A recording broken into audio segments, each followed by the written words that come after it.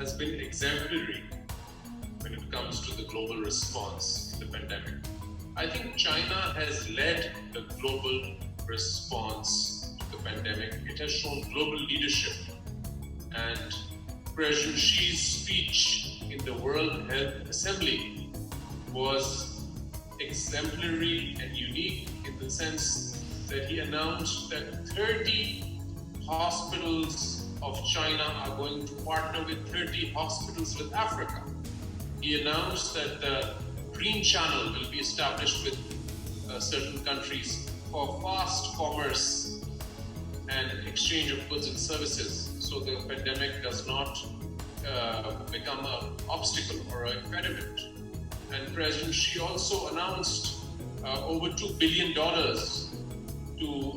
as a fund for the COVID-19 pandemic. So I think that China's response has been that of a world leader, and it has led the response post-COVID-19, which traditionally the United States would have done in the past. So it was interesting this time that there was a contrast in the response between the US and the PRC. The US response was inward-looking. They are retracting from international organizations, from international cooperation. Whereas China is moving forward in strengthening international cooperation. And in the World Health Assembly, President Xi said that the world must strengthen the WHO, both politically and financially. So I see that there is one is a perspective and a narrative of multilateral cooperation as the way forward, and the other is that of receding from international organizations and mechanisms.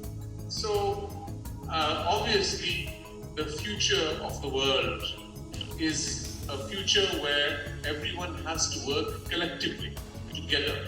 No one country or one leader or one scientist has the solution to fight the pandemic. It has to be a collective effort. It has to be an effort where people and countries and nations are working together.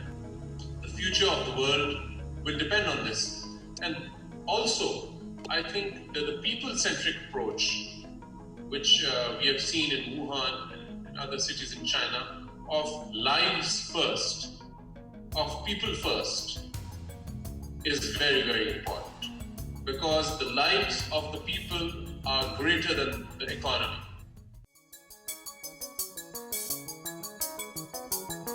See, there are elections coming in the United States in November.